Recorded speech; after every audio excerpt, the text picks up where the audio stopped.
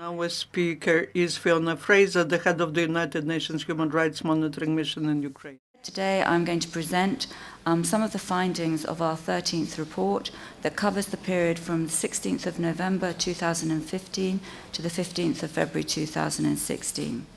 Since the beginning of the conflict, we have recorded 30,211 casualties in eastern Ukraine. Among these are civilians, members of the Ukrainian armed forces, and members of armed groups. This figure includes 9,167 people killed and 21,044 injured. We believe this to be a conservative estimate and that the real number of conflict-related casualties is considerably higher. People, though, do, however, continue to die, increasingly from explosive remnants of war and improvised explosive devices. In this period, since the cut-off date of our report up until the 1st of March, we have recorded 61 casualties, 20 killed and 41 injured, with an overall figure from over the reporting period of 381 casualties. Some 3 million people still live in conflict-affected areas. They are all Ukrainian citizens. Communities, though, have been divided, families separated. People living in those areas have repeatedly told me and our colleagues who work there that they just feel abandoned, that no one cares for them. This incremental feeling of isolation emboldens those who promote enmity and violence and undermines prospects for peace. Between 8,000 and 15,000 civilians cross the contact line on a daily basis. They have to pass through, at various crossings, up to 6 checkpoints, 3 operated by the government and 3 operated by the self-proclaimed Donetsk People's Republic, with a stretch of no man's land in between. As a result of recent passport checks introduced by the self-proclaimed Donetsk People's Republic, freedom of movement has been further restricted, aggravating the isolation of those living in the conflict-affected areas. Policy decisions by the government of Ukraine have further reinforced, therefore, the existing contact line barrier.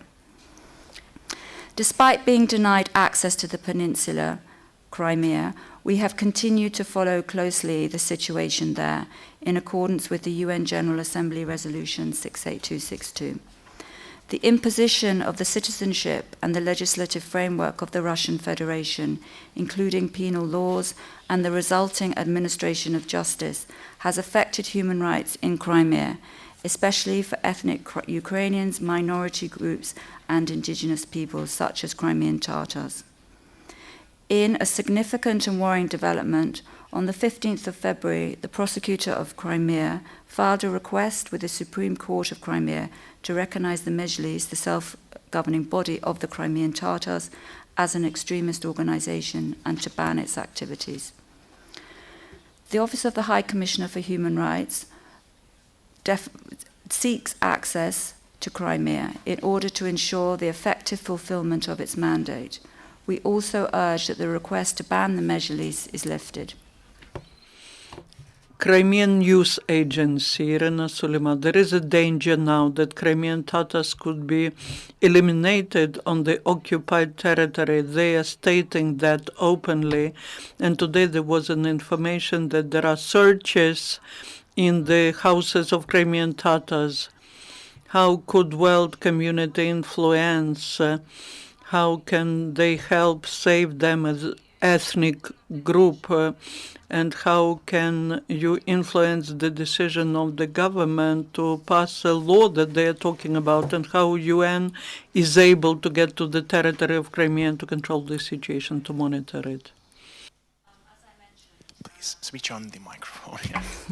As I mentioned, we are eagerly trying to access the peninsula, Crimea, because we do believe that it's very important to see at first hand what the human rights situation is for everybody who lives on the peninsula. So it's something that we're working with a lot of partners in the international forum on the whole question of how to ensure that there is access for monitors, independent monitoring bodies to go into Crimea. I think it's important that that's an issue that's discussed both obviously in Ukraine, but also at the higher level, at the more international level, be it at the different forums that exist. We, even though we're not present and have a monitoring team on the ground, we continue again with other partners to very much monitor and keep trying to raise the concerns, the harassment that we document of Crimean Tatars and the searches that go on and so forth. So I think it's just necessary for us as our overall community to keep closely following the situation, keep documenting the incidents and the violations that are reported to us, and keep trying to raise at all different forums and different levels the situation for Crimean Tatars, but also for the overall human rights situation in Crimea. Radio Liberty, Tatiana Yakubovich. What are the conditions in which your experts work on that territory held by forces? If they allow you to work or maybe visit the places where people are present?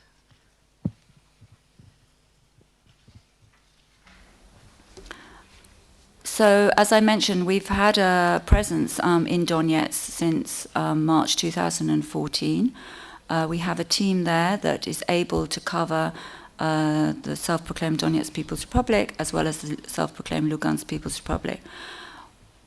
Also, as I said, one of our main way of working is the interviewing of victims and witnesses of violations of international human rights law.